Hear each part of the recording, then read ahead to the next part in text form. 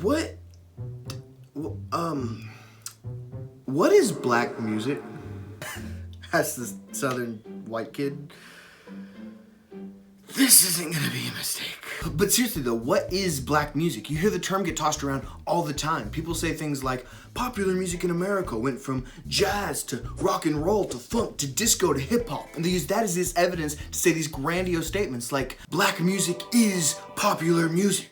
And to an extent, I would have to agree. It's hard to find a single example of a song that's been really popular in America in like the last 50 years that doesn't have a clear, straight line to either jazz or to hip hop.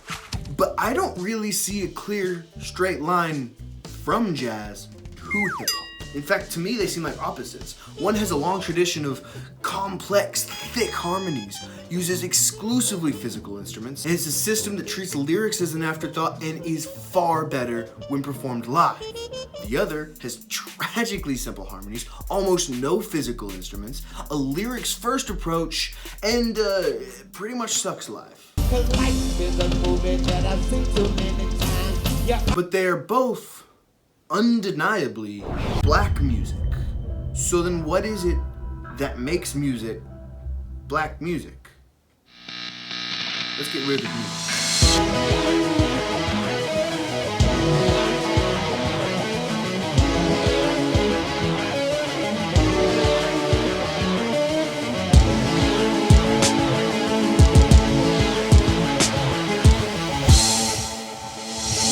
Okay, so I guess we have to start in the obvious place. According to trusty dusty old Wikipedia, black music is sound created, produced, or inspired by black people. Which that seems like a great definition if you ignore, all of it. For starters, this would include Neil deGrasse Tyson giving a lecture on Einstein's theory of special relativity as black music, with it being sound produced by a black person. Bada bing! The time coordinate just got slapped on there. Did you just bada bing space time?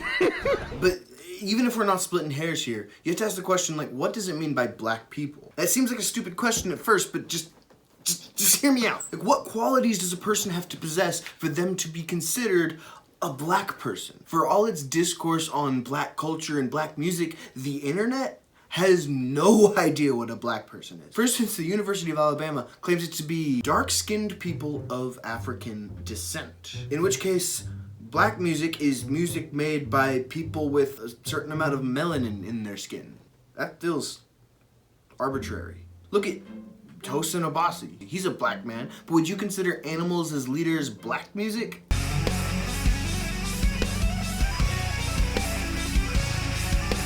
I don't think I would. Or on the flip side of that, think of Eminem. Y'all act like you never seen a white person before. Jaws all on the floor. Would you consider that white music or a white man making black music? At least for our purposes of understanding what black music is, this definition, it just doesn't work. Well, Cornell Law and Census.gov say a black person is a person having origins in any of the African racial groups. So then, by extension, black music is African music. That's cute, but both of the aforementioned genres that we've linked to popular music, hip hop and jazz, are uniquely American. Just because a person's great-great-great-great-great-great-grandfather lived in Africa doesn't mean that their music is African music if they themselves are not African. It's hard to explain what I'm trying to say, but let me use myself as an example. My heritage links about 50-50 from Scotland and Wales. So would you call this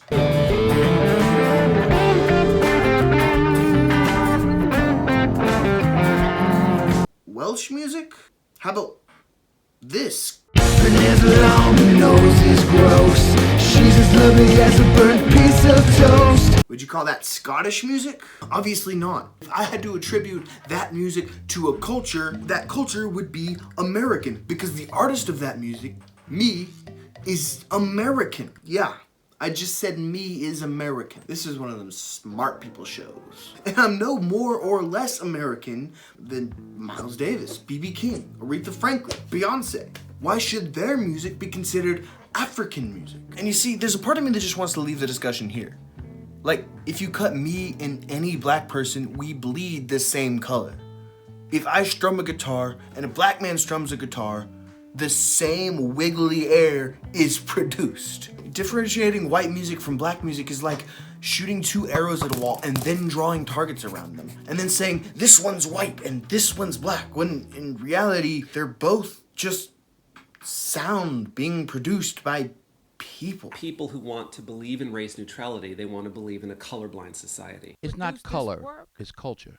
He was a cheap, corporately backed and manufactured culture vulture who was like, that's a cultural difference, not just a color difference. What if this is the thing that's arbitrary? The soil that the artist walked on, the borders that they were born in between, the flag that their great-grandparents served under. What if black isn't a color? What if it's a culture? What if it is a group of people? What if it is a series of traditions and styles and understanding? We all know what it is when a hot comb hits your hair on a Sunday morning, what it smells like. That's a cultural difference, not just a color difference. You don't know nothing about. See how everybody laughed? That's a cultural difference. Why couldn't there be multiple cultures growing up simultaneously in the same country? And to fully understand and appreciate what black music is, we have to fully understand and appreciate what black culture is. And to do that, we have to go back. Way back.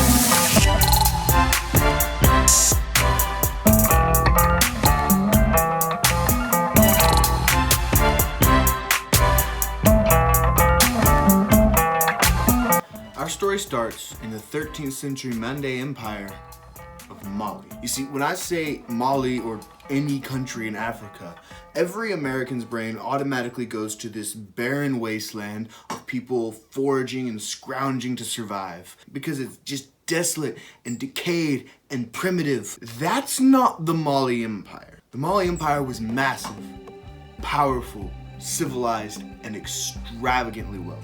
For instance, one of their emperors, Mansa Musa, decided to take the pilgrimage to Mecca in accordance with his Islamic faith. Now with him, he took 500 bodyguards and 12,000 slaves as an entourage. On his way passing through Egypt, on his way to Mecca, he spent so much money that the influx of gold created a substantial inflation in the country that took them over a decade to overcome. They would also later go on to erect a library in Timbuktu that would rival the grandeur of the Library of Alexandria. But I didn't bring you here to be impressed with gold and buildings. I brought you here to meet the griots. My name is Sheikh Hamala Jabate. I am from Mali, West Africa. So I'm griot.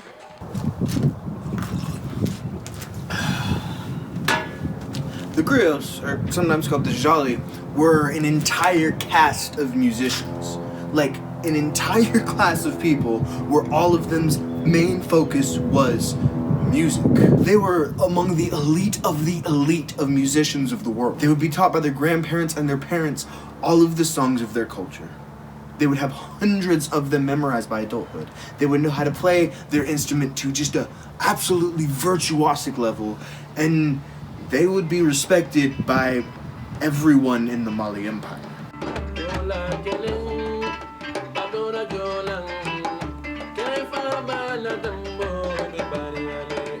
They were really first and foremost the historians of the Mali Empire. They would have songs tracing the genealogies of important families going back for generations. They would be hired to write songs to announce the births of new people in their village, as well as write the obituaries for those who had passed on. They were also religious leaders. They had songs detailing the mythologies and stories of their local religion. And they would lead people in worship of both Islamic faith and whatever local religion was of the area. They were also the medicine men. Well, medicine people, really, because this was not a segregated by gender sort of group. The male and female members of this class were treated completely equally, except for, 1 week out of every month when the females would be considered unfit for worship. Which means a child born into the griot class would have both a mother and a father who were a musician and a teacher of music to that child, ensuring that they had the best possible music education ever. But it was entirely an oral tradition. Remember, the Mali Empire had one of the largest libraries in the world. They were literate. They were very literate. They used an oral tradition because they wanted to use an oral tradition. It was important to their culture that this music not be passed down by writing, but this music be passed down by talking, by teaching, by showing their children how to play the instruments. And so when their children would go out as adults into the streets and play for the people, it would be that same oral tradition from the hands of the musician to the ears of the people. It's not color, it's culture. Now keep that in mind as we move forward. I think this is probably one of the most important puzzle pieces of this whole picture, and it's one of the most often left out. Most of the time when people talk about black music in America, they hardly ever even mention the griots, which I think is a horrible shame, because a solid understanding of the griots is, I think, foundational to the state of black music today.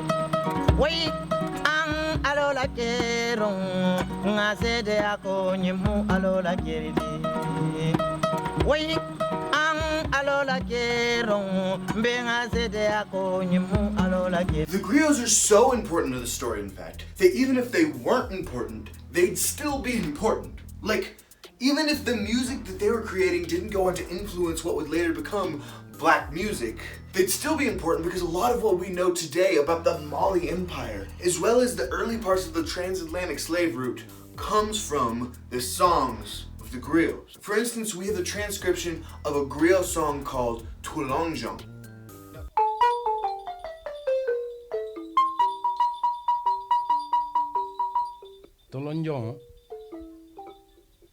Now, Toulongjong is a story of the first African slaves and how they were sold to the Portuguese and to the Dutch. Then the Europeans said to Senkejama, "We are looking for something." And Senkejama asked them, "What is it?" And they told him, "We are looking for slaves." Senki then went to Tambana and fought with the people of Tambana, and fought with the village of Berea, and then fought with Jokadu da Salami. When he had these slaves, he went and sold these slaves to the Europeans. He willfully rounded up slaves and sold them to the Portuguese, not having any idea what the travesties that this was going to create for the next several hundred years in the future. Honestly, Toulongjong is probably the most interesting thing I've ever read in my life, and it is linked down in the description below. If you get nothing else out of this video, go read the transcription of Toulongjong. It's just fascinating to see history unfold from a perspective that you've never seen it before. Anyway, let's get back to important information. But before we go across the pond, I want to take a quick trip up north to see what they're doing in Europe. Now, I'm not really going to dwell too much on the classical Western world. It gets more than enough screen time as it is. But I want to point out some of the stark differences between the music of the griots and the music of the Europeans. At the end of the Renaissance, Europe was having a movement called Ars Nova, or New Art, followed by another movement called Ars Subletor, or Subtle Art. Now, these are the definition of sophistication and pomp in music. This is where we get concepts like counterpoint, functional harmony, staff notation. My point is, at this point in time, in Europe, there was a correct way to make music. It was very sophisticated, it was very precise, it was very elegant. Music was being written, literally pad to pen written. Some guy in Italy could write a song, and that song could be sent up to Germany, and a German dude could play it because the writing was all written and standardized. In the Mali Empire, however, griot music was oral tradition. A griot was expected to know songs of local genealogies. He was expected to know local legends. He was expected to know countrywide legends. He was expected to know mythology, history, and all of it was passed down orally. European music was standardized, African music was personalized. European music was focused on being new. African music was focused on being generational. And most importantly, European music was written down, African music was passed down. It's not color, it's culture. That catches us up to the year 1610. With the death of Mansa Muhammad Keita IV, the Mali Empire was no more. Now, this could not have come at a better time for the Portuguese slave traders, because simultaneously to the fall of the Mali Empire, there arose a massive need for cheap labor over in the West. There were sugar plantations in the Caribbean opening, tobacco plantations in the Chesapeake region, and cotton plantations in the Southern Territory. And the newly ungoverned people of what was once the Mali Empire were now defenseless to stop what was coming. If we build that slave house, then we can sell the slaves when the Portuguese come with their ships to sell them to America. Then the people said, yes, we are going to do it. Then they built the house, and up to now, the house is still there. Toulongjong. Now, it's unclear if the griots were ever actually taken as slaves. Toulongjong tells us that Mansa Molo would go from village to village and take people who were assumably already slaves. So, earliest slaves to the Americas were probably already slaves in their home country. And if not slaves, they were low-class, unimportant people. The griots were artists, historians, medicine men, advisors to the kings. They would have certainly been on the very bottom of that shipping list. Even if the griots were taken over to the Americas, the rigorous round-the-clock slave labor that the French and the English were putting them through would have just not worked with the rigorous training it takes to be a griot. So even if griot people were in the Americas, the griot tradition was certainly not. However, griots were how Africans engaged with music.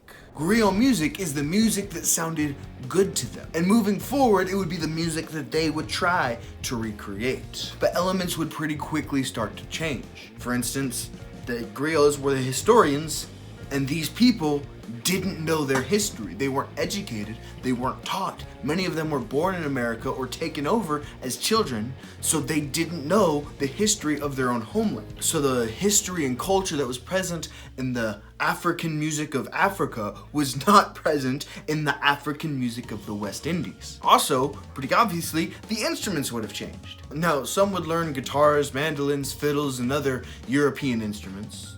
Others would just make do with the rhythmic chopping of axe and hoes as they worked, and yet others would try to recreate the instruments that they could remember from their homeland. Some would take a gourd, a stick, and some string and fashion a wish.com accounting, which would then become known as the banjo. But I just need to stop talking now, because you see, I'm falling into the same trap that a lot of people fall into when they talk about slavery in the Americas.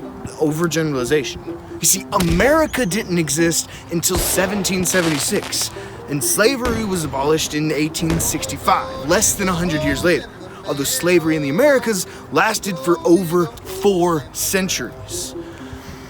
So we need to talk about the difference between the French slave codes, the Spanish slave codes, and the English slave codes, because they were all different and they all left their mark on the culture that would become Black American culture in different ways. Let's learn about the English.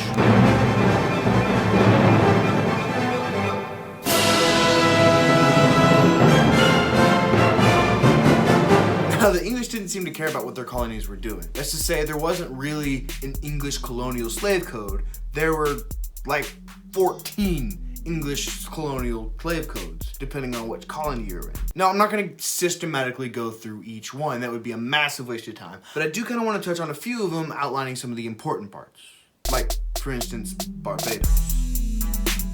And these former laws, being in many clauses imperfect and not fully comprehending the true constitution of this government in relation to their slaves, their Negroes, a heathenish, brutish, and uncertain, dangerous kind of people. Now, Barbados was the first of the English colonies to have an official slave code, and it kind of became the standard for the rest of them. It was also the most brutal of all of the slave codes, allowing masters to use any form of motivation or torture that they could dream up. In fact, it was more in place to fine masters for not brutalizing their slaves enough. Like, there's one amendment that says if you were to see a Negro traveling unchaperoned, you must whip them whether you own them or not, or else pay a fine of 500 pounds of sugar. Like, they were literally required by law to beat somebody because of the color of their skin. But this being a music channel, I focused my efforts on finding laws that would pertain to the slaves making music. Whether or not they had days off, the right to congregate, the right to own property like instruments. Because with these things, a culture of music, even among an oppressed people, can flourish. In Barbados, that is a resounding no.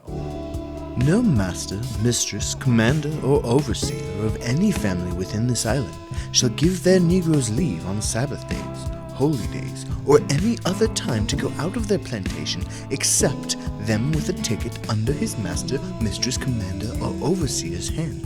This was constant, round-the-clock slave labor. If you were a slave in Barbados, you couldn't leave the plantation without explicit consent from your master under penalty of whipping. Music was not thriving here.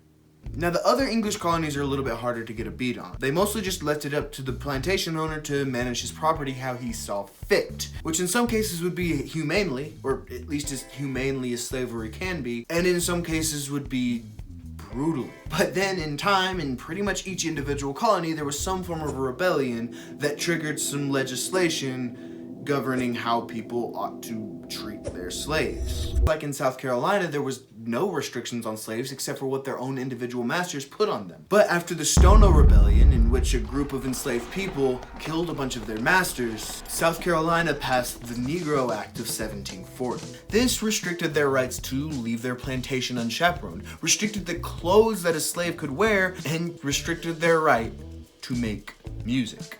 And whatsoever master, owner, or overseer shall permit or suffer his or their Negro to beat drums, blow horns, or use any other loud instruments, shall forfeit 10 pounds, current money, for every such offense. Or in Virginia, they had Bacon's Revolt, which is really not so much a slave revolt as it is a anti-England movement from the colonies, but it nonetheless prompted the Virginian Slave Code, which was, all things considered, one of the more lenient of the slave codes. Some distinction indeed is made between the slaves and servants and their clothes and food, but the work of both is no other than what the overseers, the freemen, and the planters themselves do.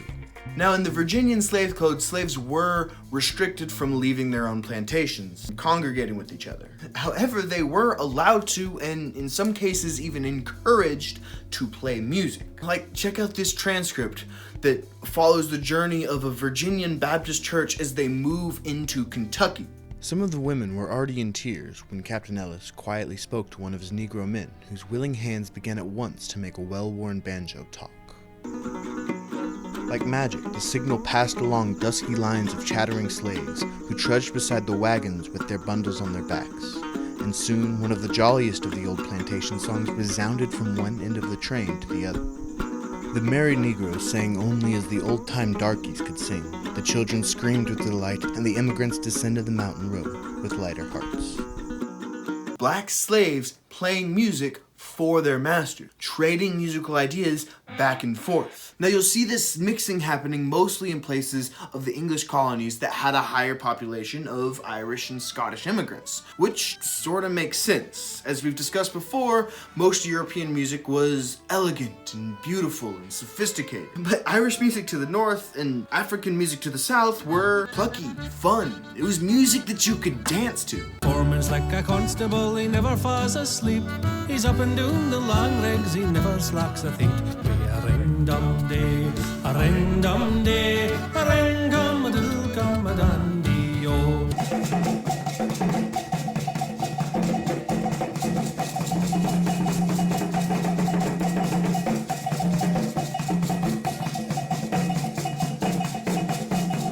Throughout the 1600s and 1700s, you see this unification of Irish culture and African culture sort of mixing together. It was still a slave and master relationship, don't hear me say it wasn't, but the music and the ideas and the art of the two cultures were starting to form together. It's not color, it's culture. Listen to this description from the British traveler Nicholas Creswell in 1774. Mr. Bailey and I went to see a Negro ball, Sundays being the only days these poor creatures have to themselves. In their songs, they usually relate the usage they have received from their masters or mistresses in a satirical style and manner. Their poetry is like the music, rude and uncultivated. Their dancing is a most violent exercise, but so irregular and grotesque, I'm not able to describe it. The music that Nicholas Creswell would have heard in this instance was not griot music. It had evolved so far beyond that. This is music of people who had sorrow in their voices. They had calluses on their hands. And yet despite it all, they had joy in their hearts. This was American black music. But that's still only half the story. French slave code, called Le Code Noir, or the Black Code, was criticized even by Frenchmen as being a crime against humanity. And after reading it, that's exactly what it was.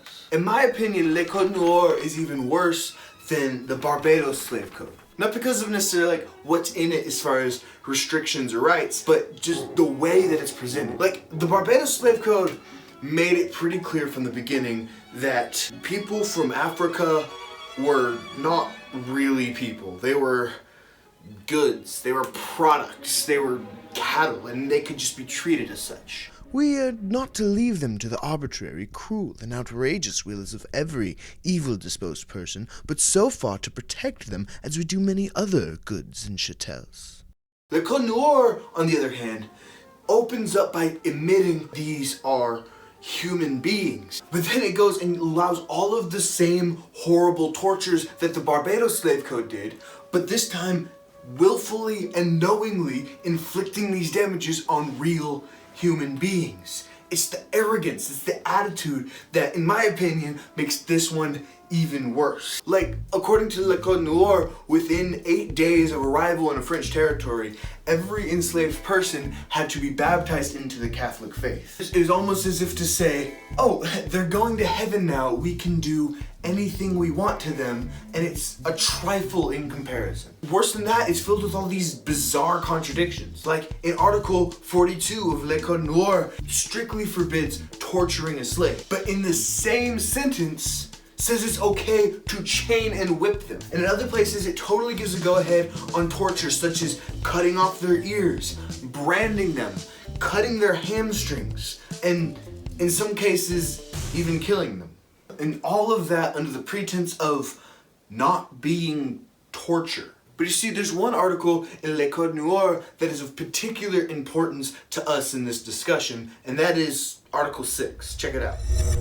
We enjoin all our subjects to observe Sundays, and the holidays that are observed by our subjects of Roman, Catholic, and Apostolic faith. We forbid them to work, nor make their slaves work on said days from midnight until the following midnight. It was forbidden to work at all on Sunday. All slaves had 1 day off a week. Now, there's other articles forbidding them from congregating even on Sundays. From all the sources I could find, in the French city of New Orleans, they kind of just did it anyway. On Sunday mornings, when the masters were all at Sunday Mass, the enslaved people would gather at Place de Negre, across from Rampart Street, still there in New Orleans, by the way. And they would be able to sing, dance, make communicative meals, practice the religions from their African countries, and just for a short time, once a week, just be African. The French kind of knew about this place. They sort of let it happen, and anytime it got too loud or rowdy, they would go shut it down to try to prevent any revolutions or revolts. They didn't want anything like that. But what's really important, and what I really want to focus on with Place de Negre, is that there was no French musicians here. This was a place where the enslaved people from Africa would make African music. First, hands.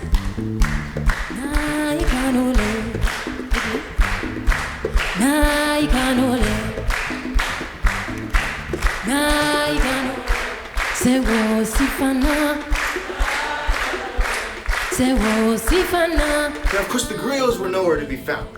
And Lord knows the French wasn't allowing these people to learn their own history, heritage, language, or anything like that. But a lot of these people had lived the first part of their life in Africa, and the music that they were creating right here in New Orleans was a cheap recreation of what they remembered from their home country, the music of the griots. And that's how things were when the Spanish arrived.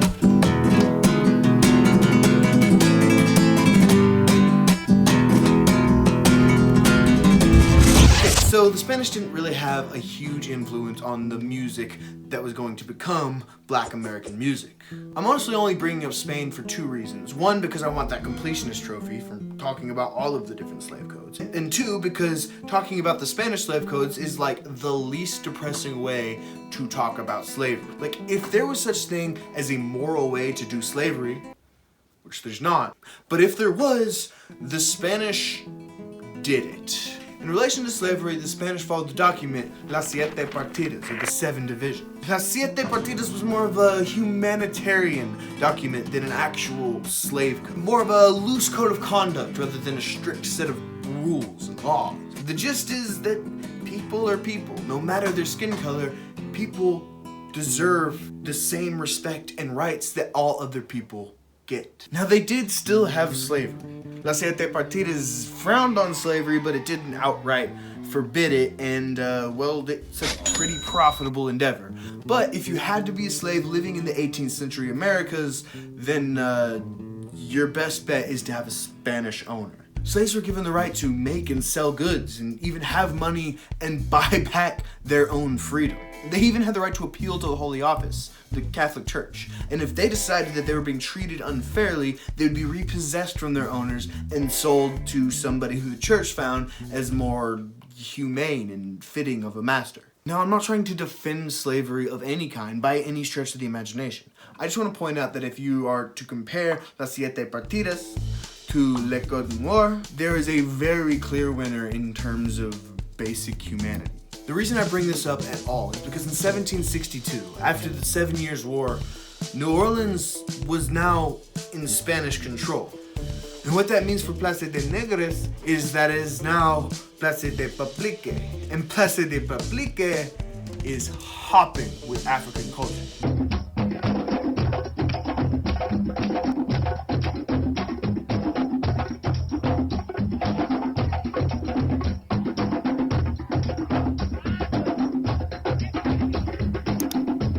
So the Spanish didn't really seem to care what the slaves did after they got their typical work done, and so Place de Publique was just left alone and allowed to flourish and thrive on its own until 1803, when the 3rd president of the United States of America made the last piece of the puzzle of black music. Promise you simply must meet Thomas.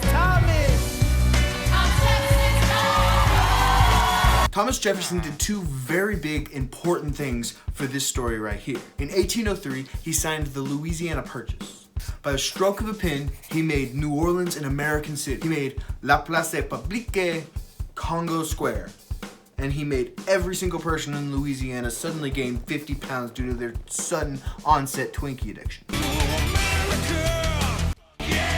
And in 1807, he signed an act, quote, "Be it therefore enacted, that from and after the 1st day of May, 1807, the African slave trade and all manner of dealing and trading in the purchase, sale, barter, or transfer of slaves is hereby utterly abolished, prohibited, and declared to be unlawful." If you were already a slave in the Americas, you would remain a slave for the next 60 or so years until Abraham Lincoln and the Emancipation Proclamation. And since everything's on the table, there were still some slaves coming in illegally through the unprotected Texas border, which feels weirdly relevant to 2024 America. But the main point I'm trying to make is that after 1807, Congo Square was a bubble.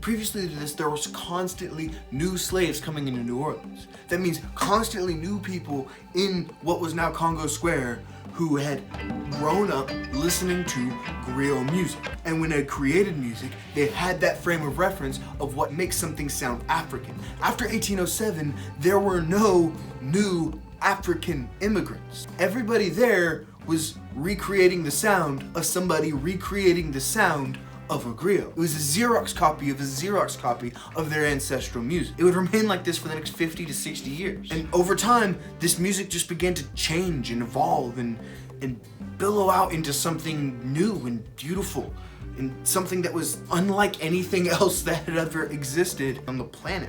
This was truly uniquely American music.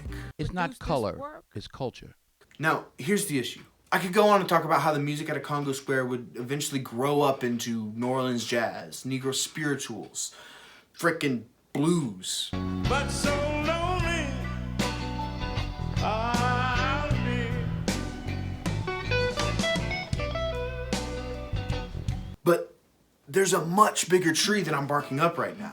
I asked the question, what is black music? And then I just told you a random arbitrary history of black people living in what is now the United States of America prior to the 1860s. But really what I've been doing in secret is just gathering the puzzle pieces. A little piece here in New Orleans, a little piece there in Virginia, a little piece back in the Mali Empire. And I've been gathering them all in one place, and we finally have all of the pieces to the puzzle. It is ready to be put together. But we are out of time. That's gonna have to wait for part 2.